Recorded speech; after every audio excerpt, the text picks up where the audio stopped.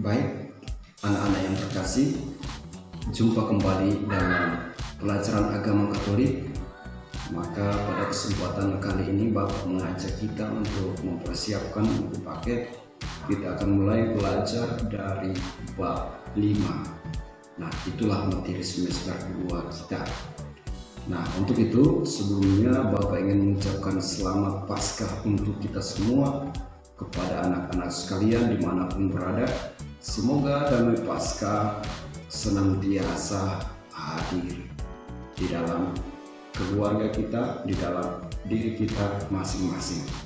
Nah, sehingga harapan Paskah menjadi lebih kita maknai dan itu akan nampak dalam kehidupan kita setiap hari.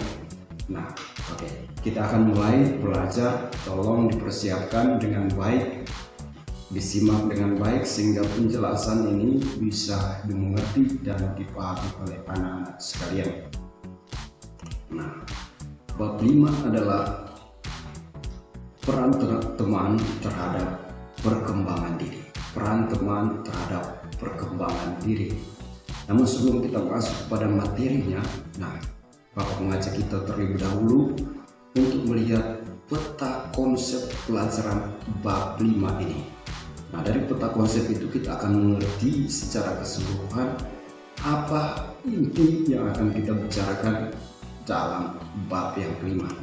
Nah, inilah peta konsepnya, bisa kita perhatikan pada layar, pada slide, pada videonya. Yang pertama, peran teman terhadap perkembangan diri. Ada 3 bagian besar yang akan kita bahas dalam materi bab 5 ini. Nah, namun pada video kali ini kita akan bahas 2 materi, yakni yang pertama tentang berteman dan yang kedua adalah tentang bersahabat. Namun sebelum kita masuk kepada materi, Bapak mengajak kita semua untuk mengawali pertemuan kita ini dengan doa. Mari kita siapkan hati, kita berdoa dalam nama Bapa dan Putra dan Roh Kudus. Amin. Allah Bapa di surga, kami berterima kasih atas waktu yang boleh kami terima sampai pada saat ini. Terlebih kami bersyukur atas kesempatan belajar yang Kau berikan. Kami mohon kepadamu ya Tuhan, supaya Engkau menerangi akal budi kami, agar dapat menerima pelajaran ini dengan baik. Berilah kami kekuatan agar dapat memahami pelajaran yang akan kami pelajari ini. Berilah pula kami semangat belajar yang tinggi, supaya kami dapat belajar dengan rajin, tekun dan teratur. Bantu kami selama proses belajar dari rumah ini, supaya dapat memusatkan perhatian kami hanya pada pelajaran, sehingga tidak mudah terseret oleh godaan yang dapat melemahkan semangat belajar kami. Ya Tuhan, bantulah dan dampingilah kami dalam pelajaran ini, demi Kristus Tuhan dan pengantara kami. Amin. Dalam nama Bapa dan Putra dan Roh Kudus. Amin. Nah, kita langsung saja pada materi bab 5 yang berbicara teman terhadap perkembangan diri saya, diriku. Nah, itu seberapa penting. Nah, dalam sebuah istilah bahasa Inggris dikatakan bahwa no man is an island, yang artinya tidak seorang pun bisa hidup sendirian di tengah sebuah pulau.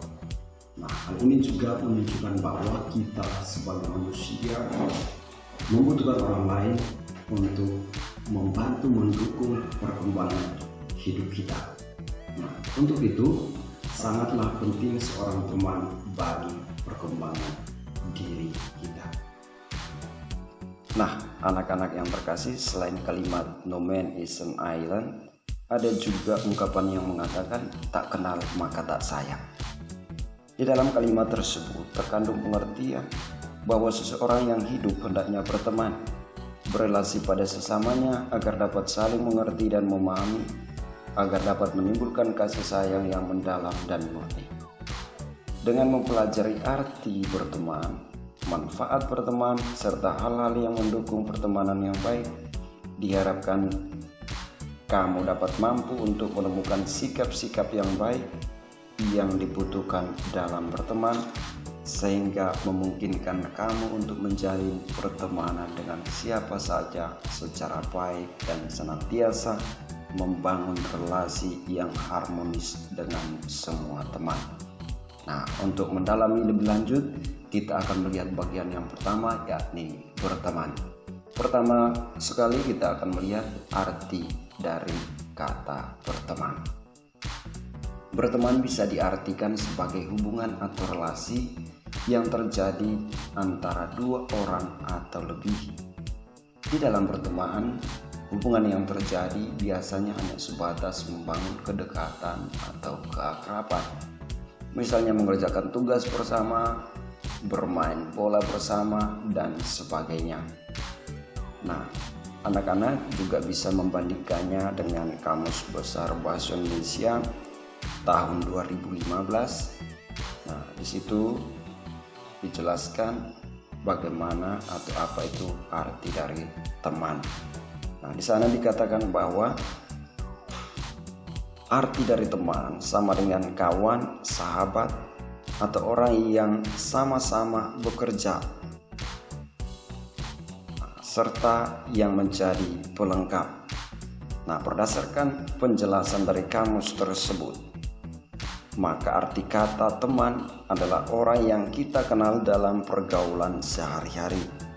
Orang yang bekerja sama dengan kita dalam hal yang positif, dan orang yang menjadi pelengkap dalam hidup ketika kita sendiri.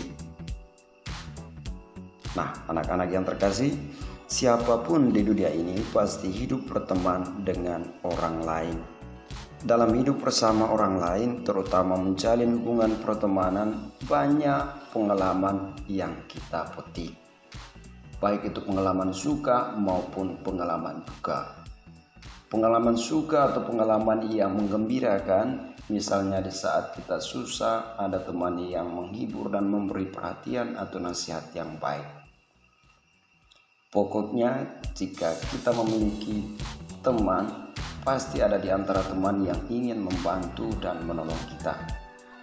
Tetapi dalam berteman ada juga pengalaman dukanya, jadi tidak hanya yang manis-manis ya. Seperti ingkar janji, tidak setia, berteman hanya di saat kita gembira, tidak mau mendengar nasihat kita, dan sebagainya. Nah, dalam kehidupan sehari-hari, hampir setiap saat kita jumpa dengan banyak orang seusia kita, entah di sekitar rumah, di sekolah, di asrama, atau dimanapun. Melalui perjumpaan yang sering, lama-kelamaan kita mengenal banyak hal, sehingga pada akhirnya kita dapat menyebut orang yang sering dijumpai itu sebagai teman kita. Nah, sejak awal kita masuk sekolah, kita tidak saling kenal satu sama lain. Tetapi setiap hari kita bertemu, berjumpa, mengerjakan tugas bersama, bermain bersama, dan sebagainya. Kita mulai saling mengenal dan akhirnya kita anggap menjadi teman kita. Nah, itu arti dari berteman. Kita lihat bagian yang berikut. Yang kedua adalah manfaat dari berteman. Nah, dalam membangun pertemanan tentunya kita juga akan mendapatkan manfaat-manfaat yang penting, yang berharga bagi kehidupan kita. Nah, sebagai makhluk sosial, kehadiran dan perhatian orang lain merupakan wahana untuk saling memperkembangkan diri. Hidup dalam persahabatan akan semakin memupuk persaudaraan kasih dan cinta serta rasa peduli. Nah, di situ sikap persaudaraan kita, rasa cinta kita, kepedulian kita di situ diuji. Nah, bagaimana? Apakah kita mampu atau tidak? Dalam manfaat berteman, Rasul Paulus kepada jemaat di Filipi menasihatkan kepada kita, janganlah tiap-tiap orang hanya memperhatikan kepentingannya sendiri, tetapi kepentingan orang lain juga. Nah, ini sangat penting. Pertama ditegaskan oleh Rasul Paulus dalam suratnya kepada jemaat di Filipi yang mau mengajarkan kepada kita agar tidak egois menjadi seorang manusia, harus terbuka terhadap orang lain, harus berteman, mampu menerima kekurangan orang lain apa adanya. Nah, itu adalah manfaat dari berteman. Kita akan melihat yang ketiga adalah bergembira bersama teman. Nah, jadi bukan sebaliknya, memiliki teman malah tidak bergembira atau sedih terus. Nah, seharusnya kita bergembira ketika memiliki banyak teman. Nah, dalam hal ini kita memiliki kecenderungan untuk senantiasa membuat hidup ini diwarnai dengan kegembiraan. Kehadiran kita dalam berteman sesungguhnya perlu mendukung ke arah terciptanya kegembiraan bersama, bukan sebaliknya. Nah, seperti tadi Bapak katakan bahwa kita memiliki banyak teman,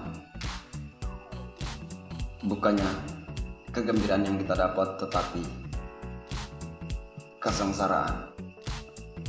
Itu seharusnya tidak terjadi di dalam hubungan pertemanan. Kita lihat bagian yang keempat. Bagian yang keempat adalah faktor pendukung dan penghambat dalam berteman. Nah, ada beberapa faktor yang menjadi penghambat dan pendukung dalam upaya kita untuk menjalin hubungan pertemanan. Kita lihat bagian yang pertama, faktor penghambat. Lalu selanjutnya adalah faktor pendukung. Mari kita lihat apa saja menjadi faktor penghambat dalam hubungan pertemanan. Nah, faktor yang pertama adalah sikap egois, acuh tak acuh, dan munafik. Kurang peka akan kebutuhan orang lain, pergaulan yang kurang luas, hanya pilih-pilih teman, kurang mendapat perhatian sehingga tidak dapat memberi perhatian, kurang mengenal bagaimana seharusnya membangun hubungan berteman, ada kesediaan untuk memperhatikan orang lain, mendapat perhatian yang cukup dari keluarga dan teman.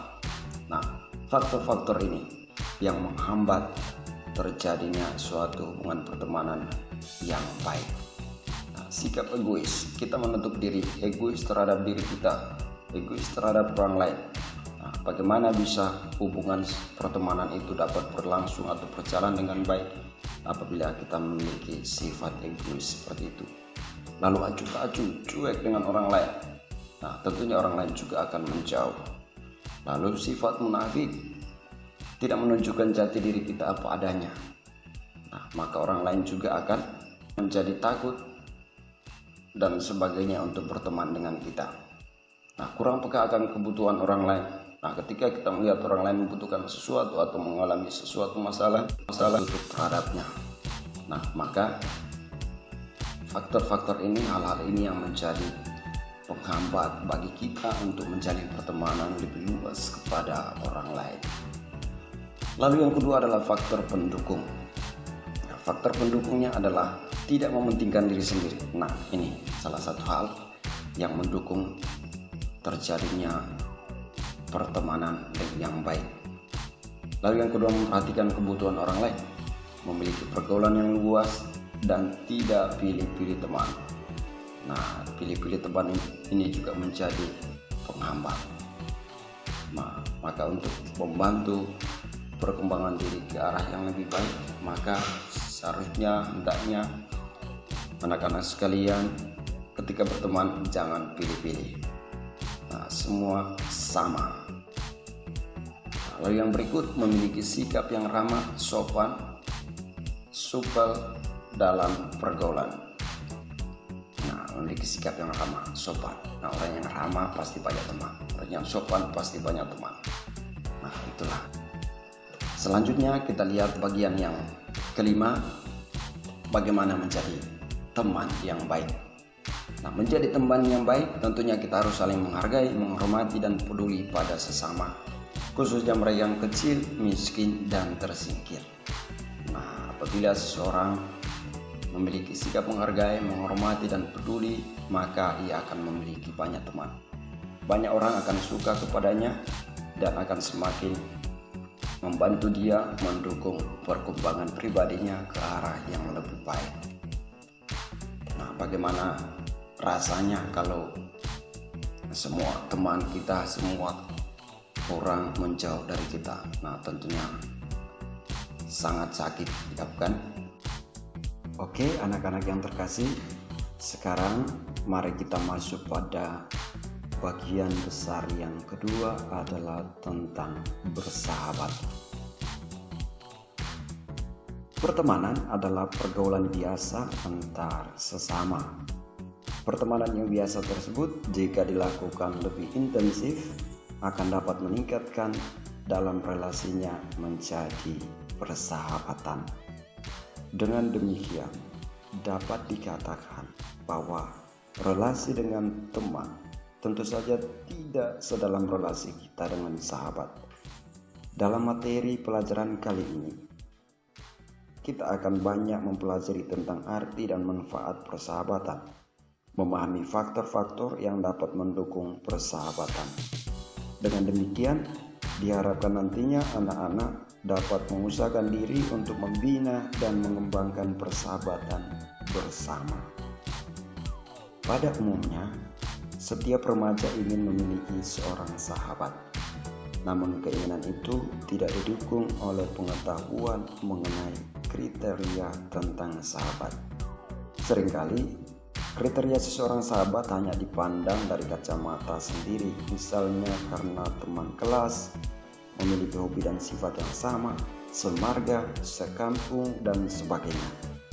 Orang beriman Kristiani pasti menemukan bahwa sahabat melampaui apa yang dilihat dan dipikirkan.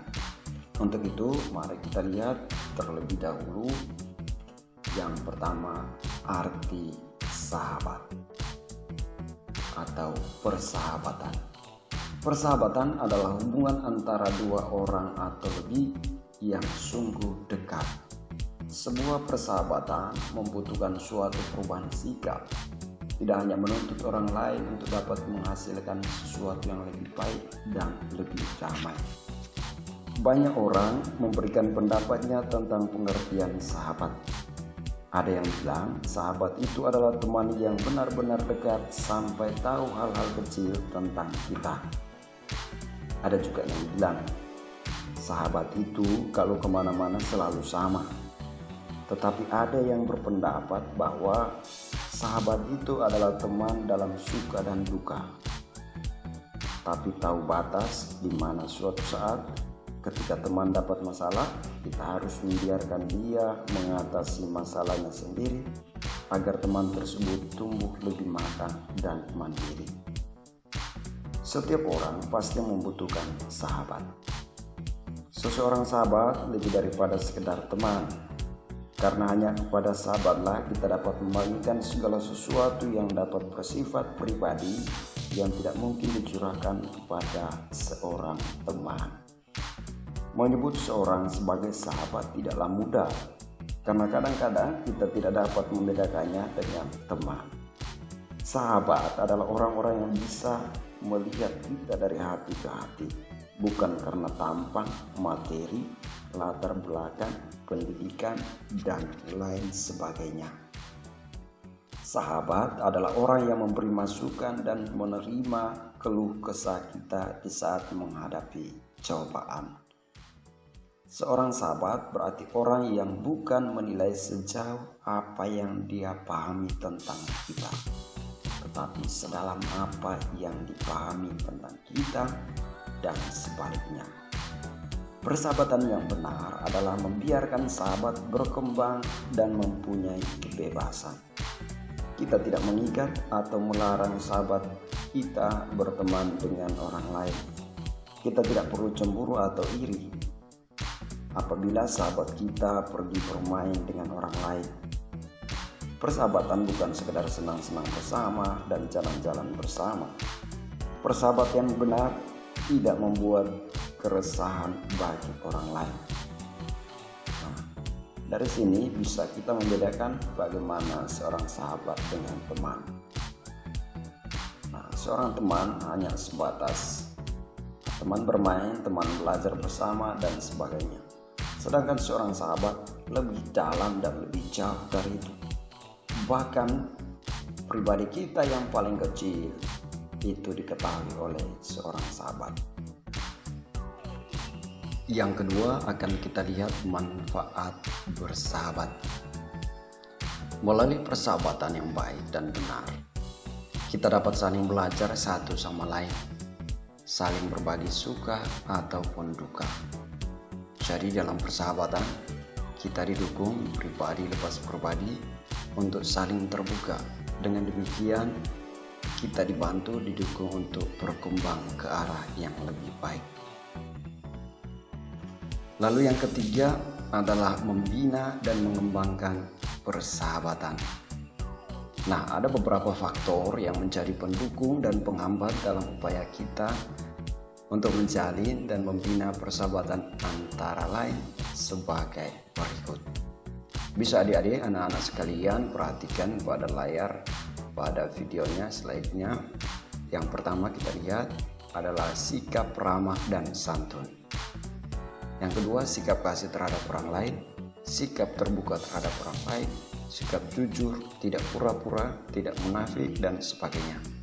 Selanjutnya, sikap rela berkorban tanpa pamrih, sikap saling memahami. Nah, ini adalah sikap-sikap yang perlu dalam membina dan mengembangkan sebuah persahabatan. Sikap ramah dan santun, kasih terhadap orang lain, terbuka terhadap orang lain, jujur, tidak pura-pura, tidak munafik, rela berkorban tanpa pamrih, dan sikap saling memahami. Ini sangat penting dalam membina dan mengembangkan sebuah persahabatan. Nah, itu tadi adalah faktor-faktor pendukung dalam membina dan mengembangkan persahabatan. Lalu yang berikut adalah faktor penghambat. Nah, faktor penghambat yang pertama, faktor penghambatnya adalah sikap egois yang mementingkan diri sendiri, sikap tidak setia atau berkhianat, sikap pura-pura, tidak jujur, sikap mencari keuntungan untuk diri sendiri, dan sebagainya. Nah, untuk itu diperlukan sikap-sikap yang baik dalam persahabatan. Kita akan lihat apa saja sikap-sikap baik itu. Yang pertama adalah kematangan psikologis. Dalam persahabatan dituntut sebuah kematangan psikologis, yakni seorang atau kita dituntut untuk lebih dewasa dalam menyikap segala sesuatu yang terjadi. Nah, ini sangat penting. Lalu yang kedua adalah bersifat terbuka. Harus terbuka terhadap orang lain tentang diri kita, sehingga orang lain pun bisa menerima kita apa adanya. Lalu yang ketiga, bersifat merdeka. Jadi dalam bersahabat kita harus bebas dan bukan tertekan dan sebagainya. Nah, bukan karena menderita karena persahabatan itu sendiri, tetapi harus bebas, harus merdeka. Lalu yang berikut adalah bukan untuk memiliki. Nah, di sini terkadang kita salah mengartikan persahabatan itu. Nah, kita menganggap bahwa sahabat kita adalah milik kita. Orang lain tidak boleh berteman dengannya. Nah, ketika sahabat kita mendekati orang lain, kita menjadi cemburu. Nah, itu adalah sikap-sikap yang salah. Selanjutnya, motif dari persahabatan itu. Motif dari persahabatan itu harus murni, yang mendukung perkembangan. Lalu yang keenam adalah bercirikan kegembiraan. Sebuah persahabatan yang dijalin harus bergembira. Pada awal sudah Bapak katakan bahwa persahabatan itu dibangun atas dasar kegembiraan. Nah, bukannya dengan bersahabat orang lain menderita atau tertekan. Seharusnya orang bergembira karena memiliki sahabat yang baik. Nah, apabila kita memiliki teman atau sahabat yang selalu membuat kita sedih, susah, dan sebagainya, berarti itu bukan sahabat yang baik. Kita lihat yang keempat, persahabatan yang sejati. Sahabat sejati adalah teman terdekat kita yang bisa kita anggap sebagai keluarga sendiri dan selalu ada untuk kita dimanapun dalam keadaan sedih ataupun susah. Sahabat menjadi tempat di mana kita dapat menuangkan isi hati kita saat kita mempunyai masalah. sedih, kesal, dan bahagia. Yang kita sendiri terkadang kejadian tersebut kita tidak dapat ceritakan kepada orang tua. Nah, itulah sahabat sejati. Jadi sahabat sejati tahu semua tentang diri kita. Hal-hal yang sangat rahasia yang tidak bisa kita ceritakan kepada orang tua, bisa kita ceritakan kepada sahabat. Nah, orang lain yang mau mendengarkan keluh kesah kita, kelemahan kita, kekurangan kita, itulah sahabat yang sesungguhnya. Kadang sahabat kita lebih sering mengejek kita daripada teman biasa. Terkadang sikap candaan seperti ini yang dapat mempererat tali persahabatan. Tidak masalah kamu mempunyai sahabat satu tetapi setia dan selalu ada di sisimu, daripada mempunyai banyak teman yang hanya ada maunya saja. Dalam memilih teman atau sahabat, kita juga perlu melihatnya, karena sahabat berpengaruh besar dengan kita, hingga lebih baik kita mencari sahabatnya yang memang mendukung kita dan tidak mengarahkan kita pada hal-hal yang buruk. Jika kita memiliki teman seperti itu, lebih baik kita menjaga jarak dengannya, tetapi bukan berarti menjauh karena kita dilarang untuk memutus tali persaudaraan. Dalam persahabatan, kita juga harus mendukung satu sama lain, walaupun jaraknya sangat jauh dan mereka akan berusaha untuk itu.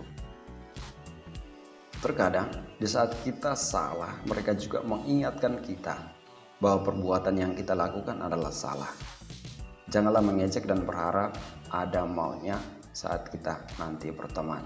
Itu merupakan bentuk kasih sayang yang diberikan oleh sahabat kita. Kita lihat yang keempat, persahabatan yang sejati. Berikut ini adalah beberapa hal yang dapat membantu kita dalam membedakan mana yang merupakan sahabat sejati dan mana yang bukan. Yang pertama, kita lihat bagaimana ciri-ciri seorang sahabat sejati.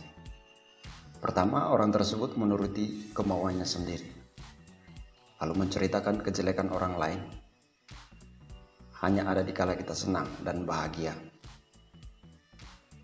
Selanjutnya, pergi dikala kita susah. Nah, orang-orang semacam ini bukan tipe orang sahabat sejati, tetapi ketika kita susah mereka pergi menjauh. Nah, dari sini bisa kita bedakan ciri-ciri orang mana yang sahabat sejati dan mana yang bukan.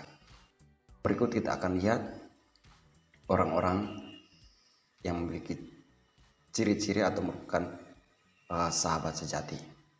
Yang pertama, merupakan tempat berlindung yang kokoh, harganya tidak ternilai, obat kehidupan, saling mau membantu, selalu rela berkorban, saling memberi diri, orang yang takut pada Tuhan.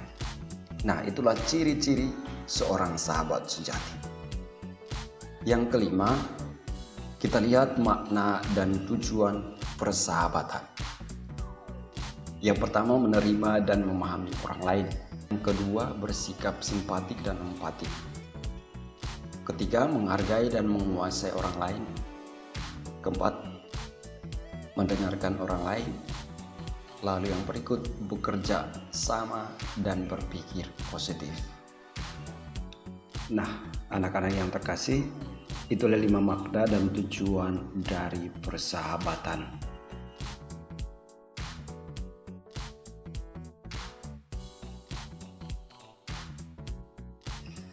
Baik anak-anak yang terkasih, sampai di sini materi kita, dan untuk materi selanjutnya akan kita bahas pada kesempatan berikut. Nah, semoga pelajaran kita ini dapat membantu adik-adik di rumah untuk dapat memahami materi yang sudah kita bahas, dan untuk selanjutnya anak-anak sekalian bisa membandingkannya dengan buku paket kita, dan coba video ini ditonton berulang kali agar penjelasan ini bisa dapat dimengerti. Nah, semoga pelajaran kita dapat berguna dan bermanfaat, dapat dipahami dengan baik, dan kita akan melanjutkan materi selanjutnya pada sesi video berikutnya. Namun sebelumnya, mari kita tutup pertemuan kita dengan mengucap syukur kepada Tuhan. karena sudah membimbing dan menuntun kita dalam pelajaran kita tadi. Mari kita siapkan hati untuk mengakhiri pertemuan kita ini dengan berdoa. Marilah kita berdoa dalam nama Bapa dan Putra dan Roh Kudus. Amin. Syukur dan terima kasih Allah Bapa yang Maha Baik atas rahmat yang telah Engkau berikan kepada kami. Terutama Engkau telah mengutus Roh Kudus-Mu untuk membimbing, mendampingi kami dalam pelajaran kami tadi. Semoga apa yang kami terima, apa yang kami pelajari pada hari ini dapat berguna bagi masa depan kami. Kami juga berdoa ya Tuhan, bagi dunia yang sedang mengalami bencana, terutama pandemi COVID-19 ini. Semoga dengan kebangkitan dan kemuliaan Paskah, wabah ini segera berlalu sehingga kami boleh kembali melaksanakan tugas dan proses belajar mengajar di sekolah sebagaimana biasanya. Terima kasih sekali lagi ya Tuhan atas pimpinan dan bimbingannya. Segala tugas, segala kehidupan kami selanjutnya kami serahkan ke dalam tangan-Mu. Namun kami puji kini dan sepanjang masa. Amin. Dalam nama Bapa dan Putra dan Roh Kudus. Amin. Sampai jumpa.